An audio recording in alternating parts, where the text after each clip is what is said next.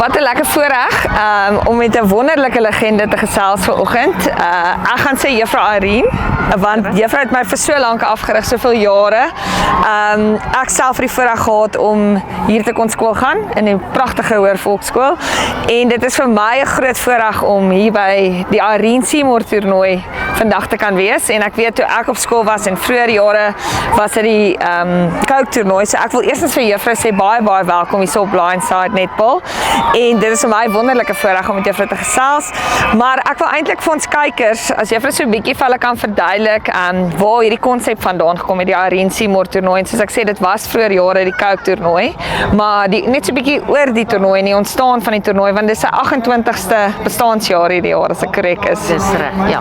Weet jy wat, ek het oorspronklik begin, Amanda, op die ou end om vir al die Noordwes spanne oefening te gee, die wat gekwalifiseer het om na die ou Noordvaal toe te gaan, later die SA's, en dis nou 28 jaar wat dit is, en toe van die tweede jaar af het die skole begin hoor van die toernooi en begin kom van die Pretoria skole, Mpumalanga, Noord-Kaap en die Vrystaat skole, en ons het hom uitgebrei tot waar hy nou is, 'n lekker groot toernooi met trofees en medaljes, maar dis eintlik maar 'n vriendskaplike toernooi wat hulle die kinders kan oefening gee en lekker kan inruil voor hulle gaan SA speel. Ja.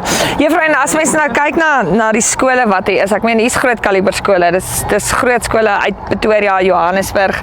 Hoe belangrik dink jy is hierdie toernooi vir skole om voor te berei, want dit was nou skoolvakansie en nou gaan hulle dadelik in die nasionale kampioenskappe in, nê? Ja, dis reg, ja. Nee, ek dink dit is ontsettend belangrik vir hulle, dis waarom hulle daai opoffering maak. Hulle oefen tog in die vakansie en nou kan hulle terugkom en kom kyk met die oefening, hoe het dit nou gegaan, het die dinge gewerk, moet ek nog 'n bietjie fiksheid doen, wat se afronding kan ek doen die volgende week voor die nasionale toernooie is, en hulle weet dan presies wat om te doen en hulle spelers voor te berei. Dis baie goeie ding. So ek wil nou vir Juffrou vra, want vroeër jare was hierdie die Coke toernooi. Ja.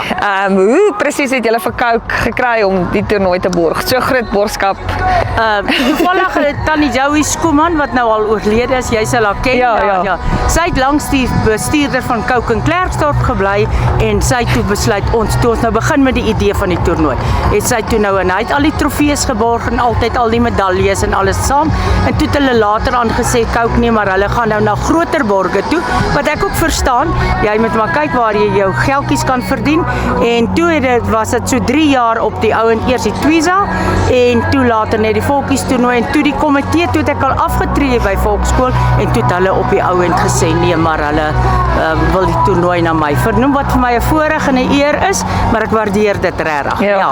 Ek dink behalwe dat die toernooi na Juffrou vernoem is Juffrou so 'n legende, want ek kyk na die kaliber spelers wat hierdie skool opgelewer het, soveel nasionale spelers onder Juffrou se tyd hier as afrigter.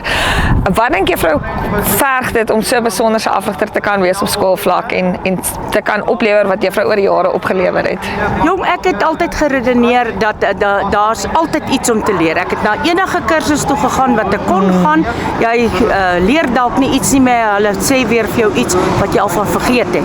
En die kaliberspelers soos wat jy nou een van hulle was, en Elsonet en Ine Marie, ons as afrigters het soos 'n span saam met mekaar gewerk en vir mekaar gesê, en Tannie Tobiana Willemse ook saam met ons, wat ons gesê het, man, daai speler van jou dit en daai een van dit, ons was 'n klomp top afrigters en dit het die verskil gemaak, dat ons gekom het waar ons is. Ja.